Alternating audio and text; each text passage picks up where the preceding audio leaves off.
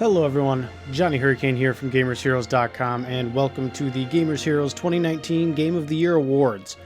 A little bit about how this works: we have 5 actual winners. Back in 2015, The Witcher 3 and Bloodborne both came out, and that was the point we decided we can't just pick one. So there are 5 games total. These are the best games of 2019 in our opinion. Let's get started. First off, we have Star Wars Jedi Fallen Order, and Jedi Fallen Order proves just how flawed the Game of the Year system is. It missed a deadline, and as such it wasn't nominated for anything, despite being the best Star Wars game in years and easily becoming one of the best games of 2019. Fallen Order shines in its world building, character development, and story arcs. Sekiro's combat was more robust, but you can see shades of it in Fallen Order, and it works well. It also has one of the most likable sidekicks in video games this year, and that's BD1. The journey from Jedi Padawan to Jedi Knight is one that we rarely get to experience in the video game world, and Fallen Order nails it. You feel Cal's pain and frustration over his own weakness and inability to stop the Empire. His growth throughout the game will keep you coming back for more. By the end, you feel powerful enough to face anything the Empire throws at you. Then you quickly get that sense of powerlessness again and realize the journey is only just beginning.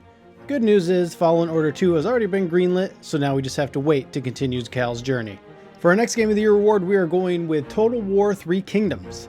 Total War 3 Kingdoms raised the bar for the strategy genre to almost unreachable heights. It delivers an unrivaled combination of turn-based strategy and adrenaline-fueled battles and a historically accurate representation of the battle between the 3 kingdoms. Stepping away from the fantasy-fueled epic Total War Warhammer 2, 3 Kingdoms kept up the pace with a fantastic hero system, a varied and challenging and ever-evolving campaign, and the option of doing it all alongside a friend in co-op. This is easily one of those games you could lose weeks to if you're not careful. For our third Game of the Year award, we are going with Sekiro Shadows Die Twice. It should not be a surprise to anyone that Sekiro Shadows Die Twice is on the best of 2019 list. Stepping away from Dark Souls for the first time since 2015, yes, I know they did a VR game, I'm not counting that. From Software brought forward a new take on melee combat. Focusing on timing and parrying far more than any Soulsborne before it, the swordplay of Sekiro will be looked back on for years to come. Each hit felt impactful, each successful parry brings a sigh of relief, and every victory is earned. If you manage to push through Sekiro, you will find a gorgeous game world full of depth and lore, a world of secrets waiting to be discovered and enemies waiting to be conquered.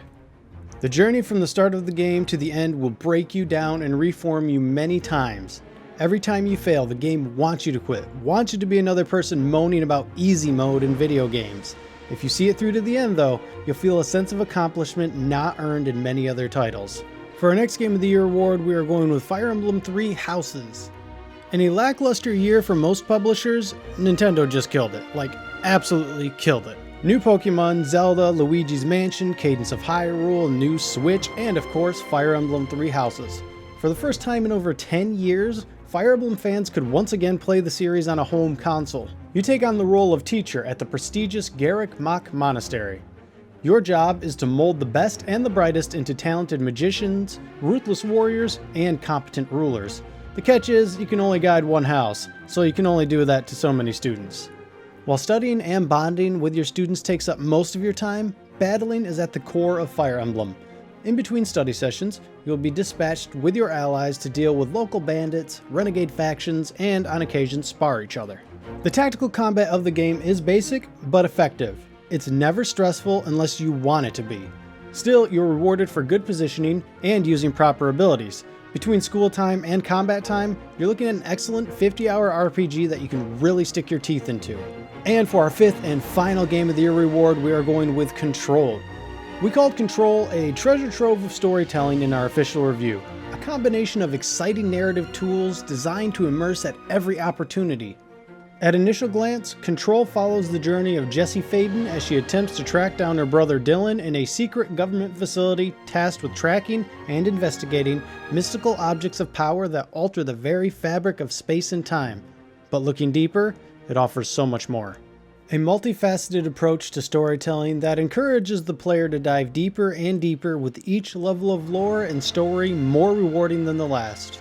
Control's storytelling journey and approach was one of the best of the year, but add to that a satisfying and impactful combat system, expertly voiced characters, and mesmerizing artistic design, it's undoubtedly a Game of the Year winner. All right, so there are winners for Game of the Year. Just a quick little recap that we went with Jedi Fallen Order, Total War 3 Kingdoms, Sekiro Shadows Die Twice, Fire Emblem 3 Houses, and Control. Be sure to leave us a comment. Let us know what your Game of the Year is, or multiple Game of the Years, as we did. And yeah, if you liked what you saw, got what you needed, you know how it goes. Like, comment, subscribe, and we will see you guys in the next video. And I guess we'll see you next year. Later, Gators.